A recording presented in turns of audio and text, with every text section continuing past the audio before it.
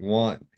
Welcome, everybody, to this week's episode of Mindful Mornings with Dr. Matt. And today I'm especially excited to have guest Dr. Trinaa Copeland, who is an amazing, amazing friend and colleague of mine at Southern New Hampshire University. Always brings so much energy to the room. Is somebody who takes her job very seriously, but has a lighthearted side. One of my colleagues and friends I can laugh with to tears, but also have some of those serious conversations. So we may be a little bit up and down today as we go through this podcast here. I'm just going to anticipate. So, a little introduction of Dr. Copeland. So, while many believe that their purpose lies in titles, position, and monetary gain, Dr. Copeland knows her purpose is found in recreating and refining people. Serving as a catalyst of change for people who, many times, are at their darkest hour, is best known for her ability to walk others through the pain of their past so they can excel in their future. Working through a number of different facets and platforms, Dr. Copeland works diligently to engage, counsel, teach, and supervise by helping others to develop and grow for evolving into a better version of themselves. And I can tell you, since meeting Dr. Copeland, I've become a better version of myself as well. And as somebody I always look up to, a doctor is made. I really love seeing all your posts on social media, having this opportunity to be with you here today. Dr. Copeland, the floor is yours. How are you doing today? There. I am awesome because I'm team awesome. You are I team am awesome. You bring the awesomeness with you everywhere you go. And what I love too is I feel like we're both these big balls of energy. And when you put the two of us together, it's like this big burst of positive energy. And I just love it every know. single time we get to connect. I know it's so explosive. I mean, I must admit, from the first time I met you, I've had nothing but a good time. Like bestie, work bestie, best time ever. So I have no complaints, none whatsoever. And it's so funny because so people know me as a doctor is made, but the fun fact is that name used to be a doctor in the making. Okay. Yeah, I had that hashtag years because when I was going through my doctoral program, I was a doctor in the making. So that's the name I had. And I did not want to change my name. And everybody kept saying, "You're a doctor now. You have to change your name." I dragged my feet in every way to change my handle. And then eventually I did. And I changed it to a doctor is made. A lot of people were very excited and pleased that I did it. However, I'm still in my heart, a doctor in the making because I feel like no matter where I'm at in the journey, as well as other people, we're always evolving, we're always growing, we're always developing. And so I feel like I'm always in the making, always. But I'm still also a doctor is made. Hey, and that's the right mentality to have. I mean, truthfully, because, in this field, there are other fields as well. And I think just a general life lesson is that we are lifelong learners. And one of the Mhm. things I oftentimes find myself saying to students, clients, and other people in my everyday life is, when it comes to wisdom, we have to realize that learning is not a passive experience. We have to critically think through, we have to learn from Mhm. the experience, and that's how wisdom arises. You could be Right. 80 years old, none the wiser of an 18-year-old who learned from all those past experiences, yeah, Right. right? So I Right. think that that's amazing that you continue having this mentality, even though you've arrived, the doctor is I've made, arrived. you're here, but you still see yourself in the making. And that humbling approach to learning, to evolving, and so on is really what we need to have to be able to make the most out of our lived experiences. And I will say on the record that you are among the wiser of those who I know here. But what really makes it great too is that you're down to earth, you're fun, you're approachable, beautiful person all the way around. And it's just so great that you continue to maintain that spirit.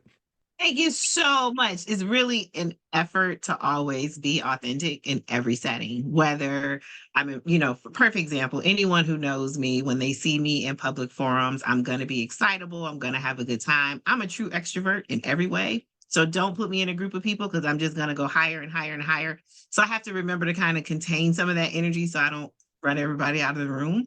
However, It's hard. there are many that Hey, there are many that are like, this is intoxicating. Let's get on for the fun ride. And the fun part is every time, we travel for work, I get to show up in those spaces. Again, I have the reputation of don't go behind her because the energy level just kind of goes back down. However, I feel like when I show up in those spaces, I just want everyone to have a good time, but also know that you can gain so much. You don't have to be just this one thing. We're not a monolith. We're so many things. And so, being a doctor doesn't mean I have to be stuffy and boring and, just drain the life out of people. I can come into that space with the same mentality of standards and expectations, but also know that you can have a good time with me. You can have a good time. Let's have a good time.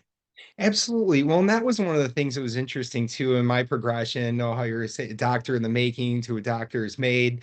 I Mhm. remember some of the earlier questions people had asked me after I got my PhD, and they're like, "Well, Matt, like everything has changed for you, isn't it amazing?" I'm like, "Well, opportunities have changed. I've got the title now. Mhm. There's different things Mhm. that I wasn't privy to have access to before. Right. However, at the core, still the same old Matt I always was. I'm Yep. somebody who likes to have fun. I'm goofy. Mhm. My mom even used to call me a clown doctor because I'm always cracking jokes when and where appropriate, wherever I can. Sometimes I still hold on to that same mentality and humor that I had in childhood. Yeah. However, a lot more knowledge, a lot more experience, diversified with a Mhm. lot of different people, so I could Yeah. see things a lot differently than I ever did before. But still, I'm the same Matt I always was at the core. And, Absolutely. I say to even our students all the time, if you are becoming a counselor or many of these other career paths you follow, you're almost born with it. Half the battle is won Mhm. or lost coming into this before you even start, because you either have the personality for it or you don't. You clearly Right. have. I hope so. I tell people I was born to do this and I was built for this kind of work. And if you don't see that in yourself, it's going to be really hard to show up your genuine, authentic self. And so, obviously in the clinical space, we kind of contain ourselves and we present accordingly. But at the same time, especially in the, counselor education aspect, I want my students to show up excited Mhm. because they can understand, hopefully, the magnitude of the influence we can have. More importantly, the power we also have in the work that we do, because we journey with people. Literally, we journey with them in their lives, and they come to us in a space when they normally can't go to someone else. They come to us with the secrets. They come with us with, as I tell my students, I'm the garbage collector. Like people come to me, they dump all their stuff with me. And then I have to kind of sift through it and say, oh, keep this, don't keep this. This works, this doesn't work. And, what kind of tools can you use to become better? But, for me, I feel like no matter what that looks like, we're all on a journey. We're all constantly on a journey of evolution. Hopefully, that's the goal, that you're always in a space of wanting to learn and grow. Everyone isn't there, and I'm not going to judge you if you aren't. However, my hope is I plant a seed. So when you cross paths with me, whether it's for a reason or for a particular season in your life, you have something that you take away like every single time. So my intent always is that you pick up something that is going to benefit you. Even if you don't use it right now, maybe Mhm. down the road, you're like, hey, I remember she said X, Y, and Z. I should consider trying that. And so that's the thing that I hope always has impact, whether I'm in a clinical space, whether I'm in a teaching space, whether I'm in a yoga space.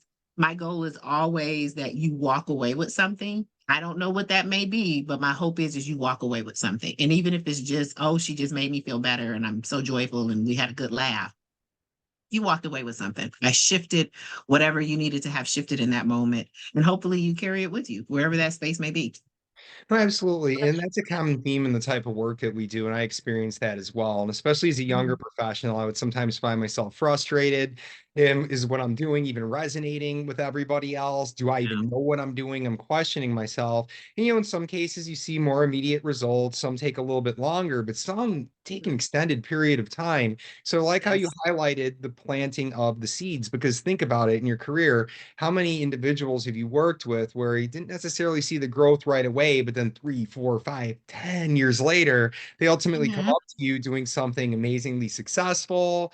They're in a happier place, they're moving forward Yeah. with life, and they say, hey, Dr. Copeland, you were the one who helped me get there. You might not realize it. Maybe you don't even Yep. remember me, from this period of life, but you were the one who changed everything. And I think that that's really what it's about. And, as a student, when I was a doctor in the making as well, I remember with every single assignment I would do, with every person I would meet, every presentation I would give, any interaction, Mhm. period, I always treat it like an interview. I'm like, because you don't know what opportunity is going to come from what you just did right here. You don't Mhm. know who they're talking to in the background, who you're ultimately going to get connected with, and so on. Mhm. So, while not to add that stress level to people, like, oh, well, eyes are always watching and you're always on an interview, well, realistically, some of that is Yeah, kind of there that's it going is. on. So always trying to put your best foot forward. And I think another thing too, when you can't put your best foot forward, if you're having a bad day, you're feeling a certain way, Mhm. and so on, be transparent. And that's another Yeah. strong lesson that I've noticed in my work. If I'm not feeling good or having a bad day, and obviously I'm not going to hijack your time or what it is that we're doing together to express that, I will Yeah. be honest with you. And I can show that just like anybody else, we have good days, we have bad days, we go through difficult times and hardship and so on, but continue Mhm. forward. And that goes back to that mentality that you just shared of continually evolving. That's really what life is about if you want to maximize it. Yeah, I agree 100%. I think one of the biggest things I've learned probably in the last several months, um, with going through a yoga training, and when I started it, it was to not teach.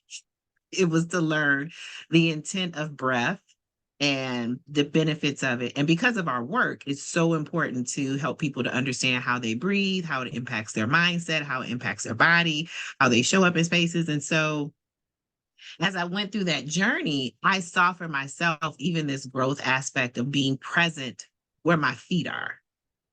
And I think too many times, a lot of us, when we're in this work or in our journey, we're always looking ahead. We're always looking ahead. We're always looking ahead. And so for me, especially if you've ever practiced yoga, you have to be present where your feet are. It's hard to even go through whatever it is they're telling you or saying is an option for you to do as a posture to be present, and your mind will wander and you'll be everywhere that you can imagine it can probably run to. And I think that's the biggest thing that I've kind of started to learn about myself, and something I've tried to share with my students every time we've traveled to be with them and to work with them in person is to be present where your feet are, Mhm. because life is, as I like to say, life is going to life. Life is life. And it's going to keep happening. But while you're here in this space, don't allow for it to take away from the moment. Don't allow for it to take away from the opportunities or even relationships you can establish in this space. Because who can say I went to counselor camp? Nobody except counselors, and it's such a unique experience, that my goal is always to say to people, pause, slow down, and be present where your feet are. And every time you start to get sidetracked, where are your feet? Where do you need to be? Whether that's as a parent, whether that's as a spouse or a partner, whether that's as a son or a daughter, like whatever that may look like, because so many times we're racing to the next thing. So many times we're like, oh, what do I need to do, that we miss being in that space in that moment with the people that we're at. It's kind of like, it's so frustrating to me. I mean, I appreciate technology, I appreciate phones and all those things. However, it drives me crazy when I'm sitting in a space with a group of people and they're all on their phones. Oh, And yes. I'm thinking, you're not communicating and engaging. Like, it's the weirdest thing to me. Okay, I appreciate you showing me this thing on your phone, but at some point, put it down. Like, Absolutely. how can you be present in this moment with me if you're on your phone? Like, I get it. I'm a parent. I'll tell people, hey, my kids are X, Y, and Z. They're probably going to call and they're like, oh, no problem. Da, da, da. But for the most part, when I'm in spaces with people, my phone is down Mhm. because I want to connect. I want to be in that space with people. And so every time you have this distraction, whatever that may be, you're not present. You can't be present. It's impossible. And so whatever that thing is that's happening in your life that keeps you from being present where your feet are, reevaluate. Kind of Mhm. say, what do I need to remove? What do I need to do? My running joke now, every time I think about my fat 5 a.m. workouts, you come to mind because of that text you sent me, Hey, making the fun of time I me. followed up, you said it's hard for people to follow up to you, and I had that response right after. You get up at 5 in the morning to work out. Like I said, at 5 in the morning, I accidentally woke up, saw it was 5, rolled back over. That was my self-care. All right. And that was the funniest thing. Like every now and then when I'm like at residency, when I was working out, and I was like, I should text you and say, hey, I'm working out. What about you? But Good. it's like, no, I'm not going to torture Oh, anybody you like can't. that. I would love it.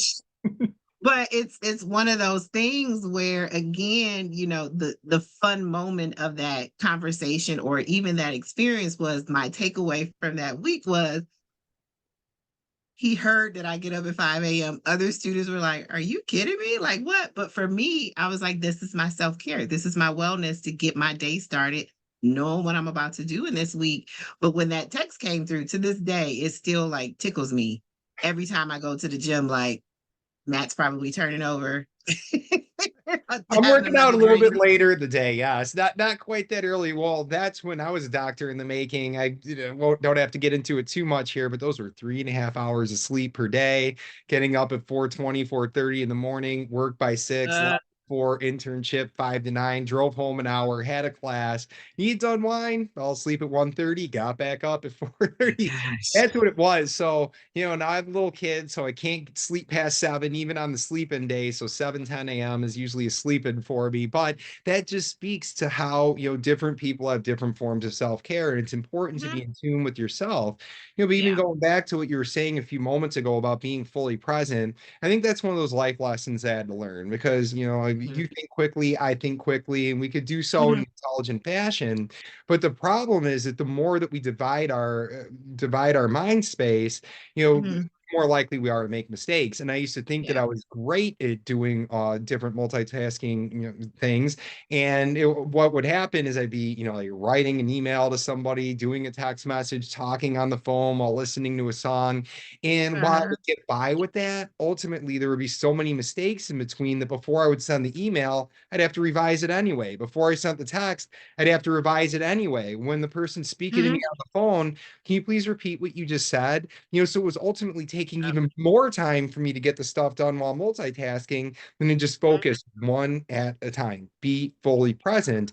But the Yep. other part of this too that I was feeling that you were getting at as well is that, when we're going through life is a combination of different types of feelings. We got to Mhm. take the good with the bad. Bad Yep. helps us appreciate the good, vice versa. And so many people want to have that quick fix. We're wired toward the Mhm. pleasure principle. We want the reward. We want to feel good immediately. Mhm. So in doing that, we miss so much in between. In the moment that we Yep. do have to sit with something uncomfortable, say, no, I don't like this. I hate this. Please get me out of it. And that's where Mhm. maybe we resolve to, avoidance strategies, substance use, just giving up Yep. on something completely, and we miss the point. And this is really where we grow. And what I was getting at earlier and talking Mhm. about, life is an active process. It is not passive. So in Mhm. my life experience, and I'm sure you could probably speak to the same and many other people listening to this, when things go well, yeah, you feel happy, you celebrate it, you're good. And that's, one I'm going to chalk off as a positive experience in my life. But the Mhm. things that go bad are really where we learn because there I find out what's not working, where I need to redirect, try something new, look for other Yes. opportunities. Instead of trying to continually beat on that door that just closed in my life, look at Mhm. all the other ones that are open, in the Yeah. horizon. You might surprise yourself that when you're forced into, a tight corner, that many better things are out there, but you got to look for them and remain optimistic with the situation. Don't shut Yep. down. Yeah, absolutely. I think, the most interesting part in the uncomfortable moments is how deafening the silence can be when you have to sit in that space. We use the technique silence to have someone to really think and feel what's happening for them in the moment. And it's very effective in the sense that the best way to describe it when I've described it to my students when they've done it effectively is you feel a shift in that space or in the room or in the atmosphere of what is happening for that person. And you begin to sit there with them for them to understand it. The same happens when we take that pause for introspection and self awareness. There's a shift that happens if you sit long enough to wait and to see what it feels like. And the hardest part, especially with the day and age that we live in, as well as just our lifestyles in general, we're always on the go. We're always on the move. We're always doing something. And anytime a person says, "Oh, I'm not going to," people automatically assume something's wrong compared to, "Oh, okay, that's fine. Do what you need to do." And so that wellness, that aspect of how am I mindful? How am I intentional with my time? And, the discomfort that comes or the quiet moments. My kids laughed at me this morning because I was driving them to school and I didn't have any music on. I was just in the car with silence. And they were like, "Well, why is it so quiet? Why aren't you playing anything?" And I said, "Because I need to think. I need a moment of silence. And so they were in, with their earbuds on, listening to music on the way to school. And I was fine with that because I figured you need to decompress before your day starts as well. But in that moment, I was able to kind of think about some things I hadn't given thought to. Hmm. And it came to some aspects of resolution and some aha moments and some clarity on some things. And so I'm a firm believer that when you are present, but also able to pause and sit in those moments that are uncomfortable or challenging, or even they're going well, but you just need to pause and even just take it all in and enjoy the moment. Hmm. How do you not just sit in that space and enjoy the moment? We miss those opportunities. Like you said, you make mistakes or you miss out on what could have happened, or you look back like, I don't remember that happening. And they were like, yeah, you were right there. And you're like, what? Yeah. Because you were somewhere else, a million miles away thinking of other things. And so, I'm a firm believer that you have to kind of be in that space, be in that moment. And you're right, those growth moments happen, Hmm. those growth opportunities. It's kind of like when kids are, school age, the teachers are always saying, have a growth mindset, have a growth mindset, have a growth mindset. And I said the same is true for adults. If we shift our perspective on certain things and have this growth mindset of what not only did I lose, but what did I gain, you'll be surprised at what you learned about yourself in all of that, but then what you also learned about other people and Absolutely. also situations that may or may not serve you.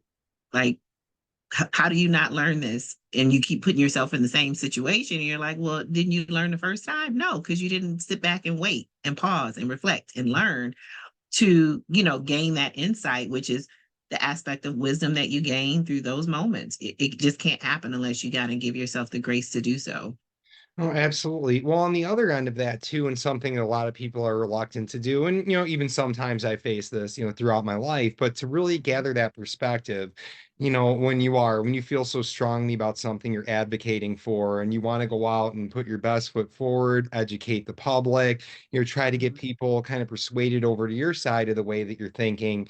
It's Yeah. important also to have an understanding as to where the other perspective is coming from. Why do they think and feel the way that they do? Why are they doing the stuff that they're doing? Mhm. And in getting a better understanding of that, that can better inform what you know about the position that you're standing in. You can have much more intelligible arguments, or not even Mhm. arguments, but conversation, with an opposing side that are going to make a lot more sense. Or, even with Yeah. giving feedback, a lot of people are uncomfortable receiving constructive feedback that's something negative, and sometimes we disagree with it.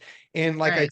I'll tell students this all the time. I'm like, okay, you disagree with the feedback, and feedback I read, okay, maybe I disagree with it too. But here's the important takeaway: is that whether you agree with it or not, that's at least one other person's perspective. And in a world of nearly 8 billion people, I guarantee you others are going to see what you did the same exact way. So it's important to have some of that insight, right? Yeah, absolutely, absolutely. It's funny when you think about feedback. Remember when we were in the throes of writing our dissertations Oh goodness, and yeah. how we would get the document? You think you had just turned in the most stellar piece of work ever. Got the And boots then up you get there, up this drought. feedback and you're like devastated. Someone crushed your soul. Like, how did you, what? And so I learned even in those moments to say, one, walk away, True. press pause, give yourself, I would give myself 24 to 48 hours before I would pick the document back up to actually read the feedback again Mhm. with, Clear. unfiltered vision to say, how dare you judge me? I am great at this. For them to say, wait a minute, that's a good point. Let me consider this. Let me reevaluate that perspective. The same, just like when it comes to students.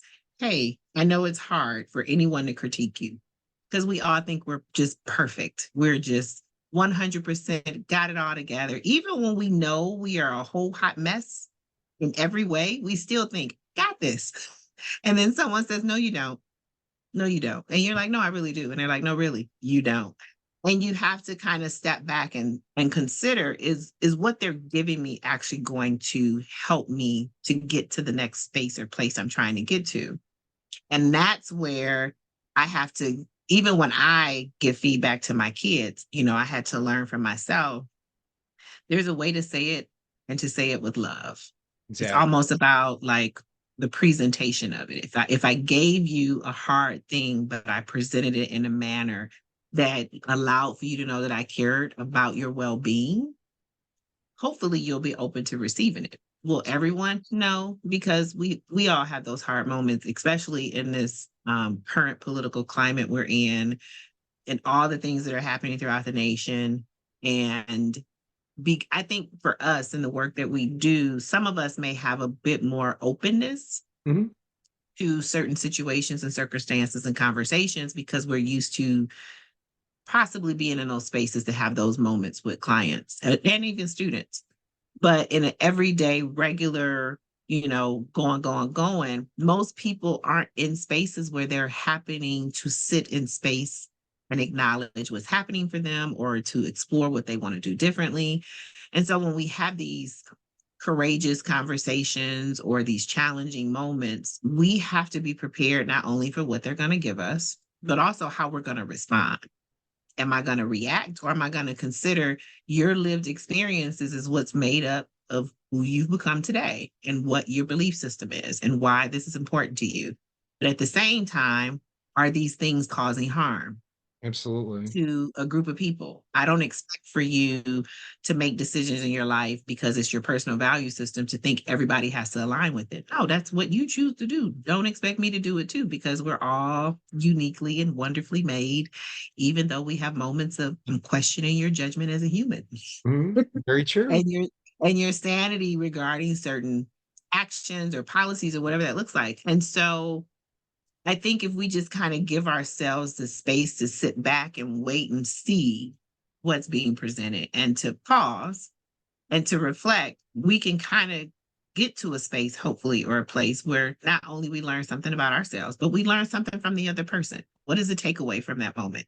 Maybe I just know not to have these conversations anymore with people, or I just know certain topics are taboo. Mhm. Perfect example.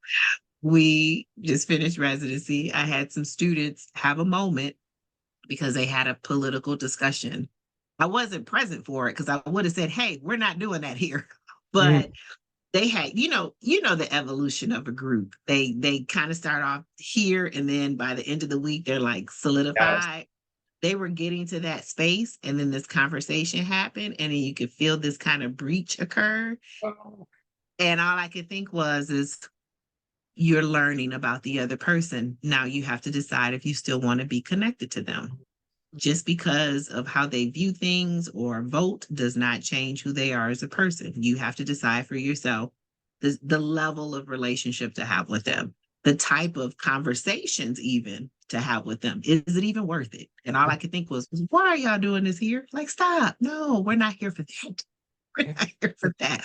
It's one of the interesting things too, and especially when we want to talk about a clinical setting and trying to connect with different clients. We talk a lot about, DEI, multicultural Mhm, competence, being able to have conversations together. And, I'll have students sometimes who are really worried about working with somebody of a different ethnicity, different gender, mhm, age, what have you, and so on. mhm. Like, well, I don't have that experience. I don't know if I can connect with that person. And, I found in my experience, often, many times, I sit with somebody who looks absolutely nothing like me. The two of us, for example, right now, Right, very different in many ways when you look at the two of us. However, we connect at such a strong, meaningful, powerful type of a level that, hey, right. we would have absolutely no idea of this unless we were having these types of conversations and being in the Mhm, presence of one another. Whereas I've had people who came right in front of me, a 40-year-old white man, and we couldn't see eye to eye on a single type of thing. And this is going to happen. And the problem is, mhm, naturally see what we see, immediately judge. I mean, you have to make sure that you're moving well past and beyond that, but also realizing that, there isn't everybody in this world, everyone who's existed, currently existed, and will in the future are going to perceive and respond to the world differently. So even when you have somebody who's your best friend, your kindred, your soulmate, your mhm. bestie, whatever you want to call them, there are Yeah. going to be some of those differences are going to be there. Now, certainly some differences might not, be amendable, between two people. And it's where we see a lot of rifts in relationships, but Yeah. also because of one thing that's rather trivial, not really that big of a deal. If you're going to discredit, discount a person and distance yourself because of that one little thing and give up all the other beauty that that person has to offer, I also Mhm. think you're missing the point. Yeah, absolutely. It's funny that you made reference to, cultural competence and what students, struggle with. I mean, think about some of us as professionals Exactly. struggle. Oh, It's funny.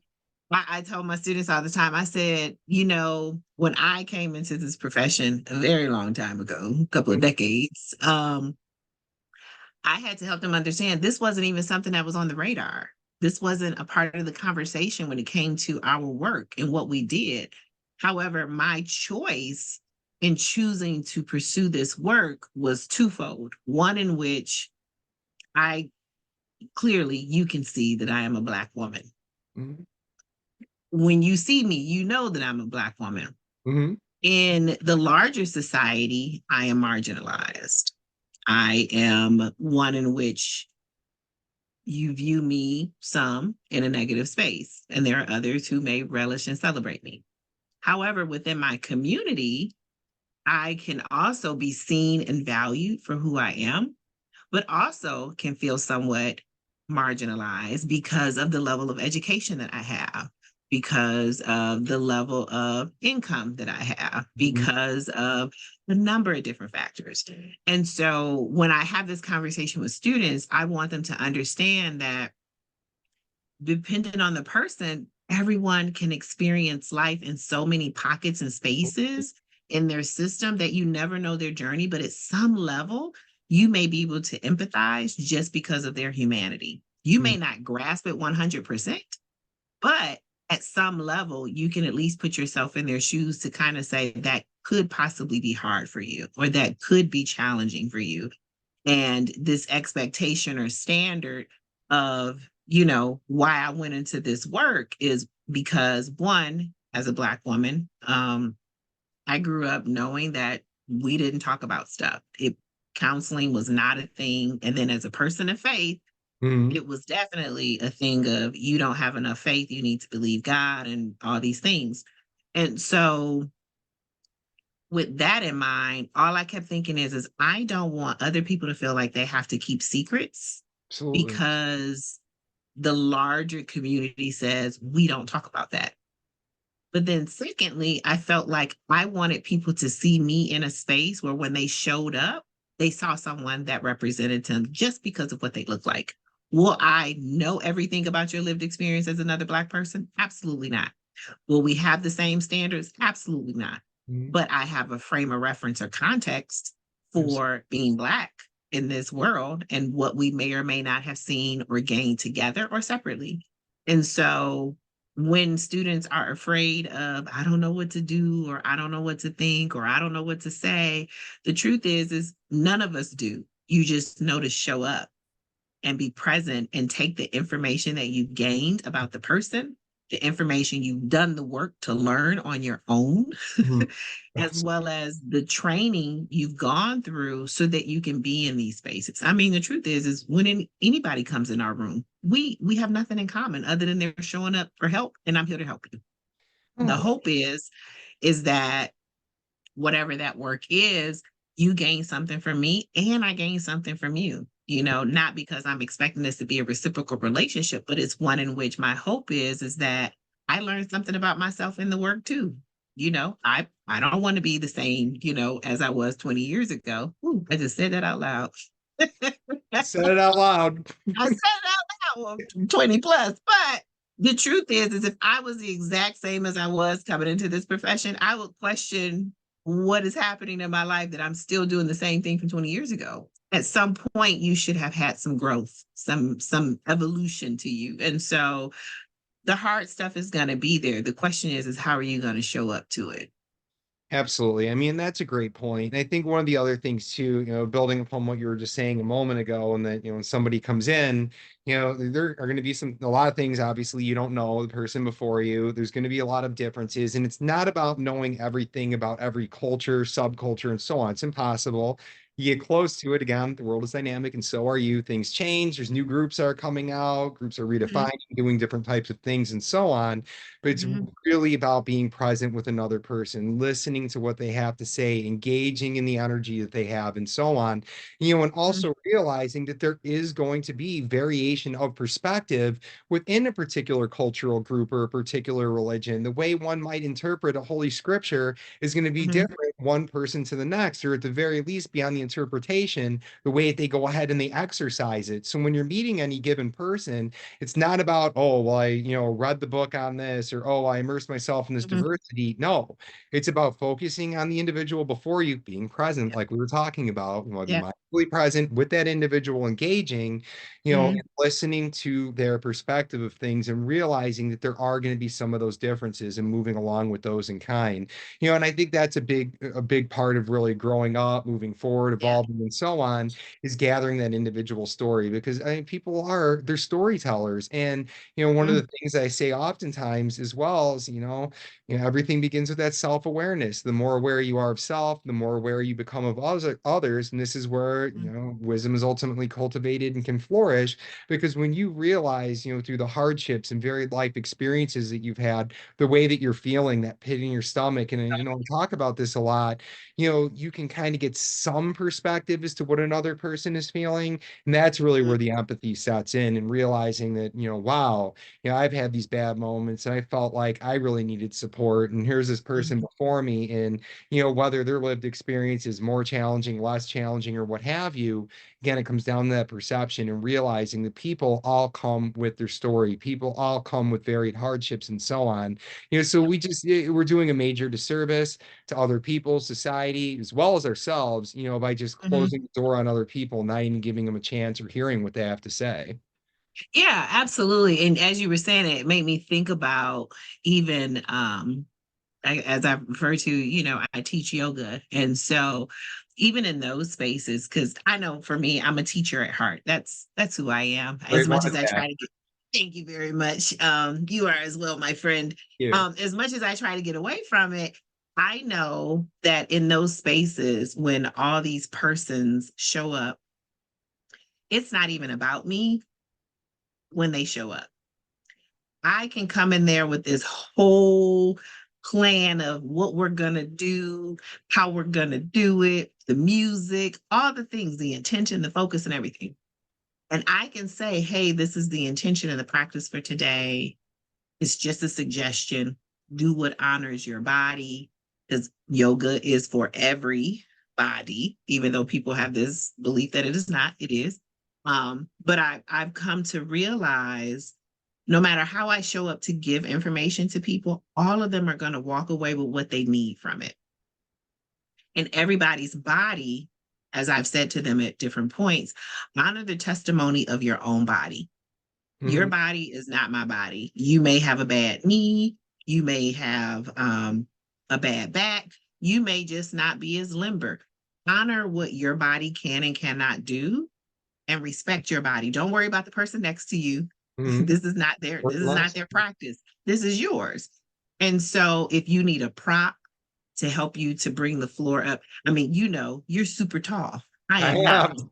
And so you probably can reach things easier than I And I can. also hit my head However, a lot, and I get my feet stuck in places because I have giant feet too. right. So, with that in mind, when I'm telling students like, hey, use a prop, there's nothing that's weak about using it. It's about honoring yourself and where you're at in your journey and saying, yeah, let me use this strap so that my hands can connect because I can't get them all the way behind my back. Or, yes, let me use this block to place on the floor so that I don't have to bend as low because I have a bad back. Or, yes, let me use this bolster to support me when I lay on the floor because, my back is, really sensitive to certain things. And so I've come to realize that in those spaces, I can show up and say, this is what it's going to be today. And everybody will walk away with something totally different because they got what they needed in their practice. I was just the guide. I was just the person that they showed up to be with. And just like counseling, I view it as such a sacred and honorable space because I've heard clients speak about how much they value and appreciate their counselors. I take that same mindset when I walk into a yoga space to teach, that I want them to walk away feeling like they gained something from their own practice. I was just there as a guide. That was it. I was just there to say, hey, we're going to take this posture, use your breath and move this way. Hopefully, when you're done, whatever you came in with, you left on that mat, and whatever you walk out with, you receive what you needed. Same happens when they come in the counseling space and they sit in that chair. You give me and drop whatever it is that doesn't serve you. And when you walk out, you take out what you need and carry it with you. And so my hope is in all spaces that I engage with students or colleagues that, again, you have a moment where you gain something. It wasn't about what I gave you, it's about what you gained in that moment that you needed, that will serve you at some other point. Absolutely. And what I'm picking up on there is the recipient, it is also an active process. Again, being present, absorbing the information, interpreting it, critically thinking through how it applies to you, and then going ahead and maximizing that. And that's another important life lesson. Mhm. Lots of words of wisdom here from Dr. Copeland. Well, in terms of being present and mindful, I do realize that our time is winding down here in today's episode in the Mindful Morning. So I was just wondering, is there any additional key takeaway, anything that you would like everybody listening to know?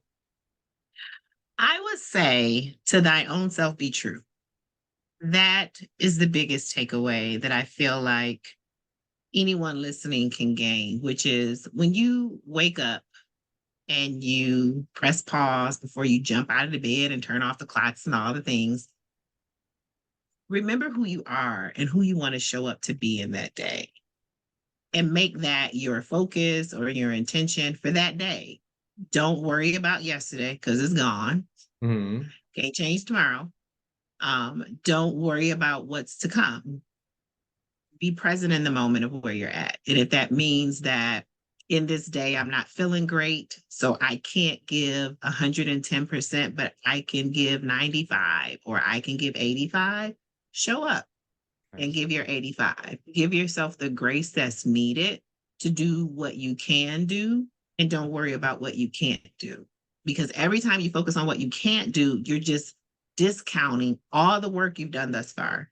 So focus on what you can. So in that, to thy own self be true. So honor where you're at in that day, who you're going to show up as in that day. Hopefully your authentic self, Mhm. daily in every space that you're in, whether it's work, whether it's in your relationships with your loved ones, if it's in partnerships with colleagues or friendships, whatever that may be, even if something simply is passing in the grocery store with someone, or an exchange at any random moment in time, that you show up in this authentic space of, I'm going to be who I am, with the intent of not causing harm to others when I show up in that space, but more importantly, honoring who I am and where I'm at in my journey, and not feeling as though I have to speed that process up or fast track it in any kind of way. And so the biggest thing is, learn more about you, how you work, how do you tick and talk, how do you jab and joke,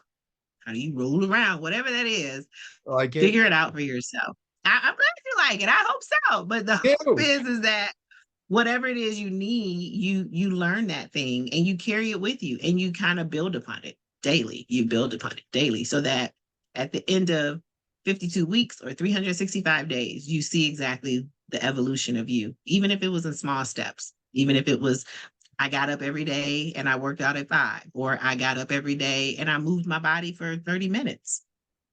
Doesn't matter the time, do something that Mhm. gives you what you need. That's what it boils down to. Every small step forward, no matter how small, is still a step forward. And that's the way we really need to think about it. And so often people wait for this perfect moment that doesn't exist. People wait to try to accomplish something significant, but really it's taking those small steps and just moving forward and going for it, and Mhm. riding the train of life, so to speak. But thank you so much, Dr. Copeland. I mean, so many amazing nuggets of wisdom and so on. You're truly a delight, wonderful person to have around. Hopefully, we have the opportunity to do this again. I certainly would love that. And then I'm wondering, Absolutely. how might our listeners be able to contact you?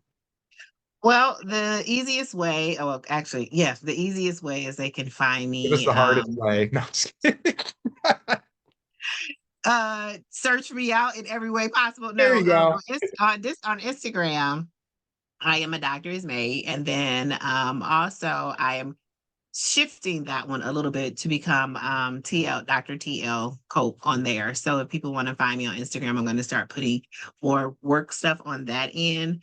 I'm also in the present process. We rewind that process of redeveloping my website. So once that's up and running, it'll be Dr. TL Copeland, and you'll be able to find me there. And then of course, tlcopeland@gmail.com. So I'm all the things with Dr. TL Copeland. Excellent. Well, thank you very much. So now you know where to find her. Again, I appreciate you being here as a guest. Thank you to all those of you who have been listening to this and looking forward to some additional episodes. And thank you very much. Wishing everybody an absolutely wonderful morning, rest of the day, and rest of the week as well. Take care.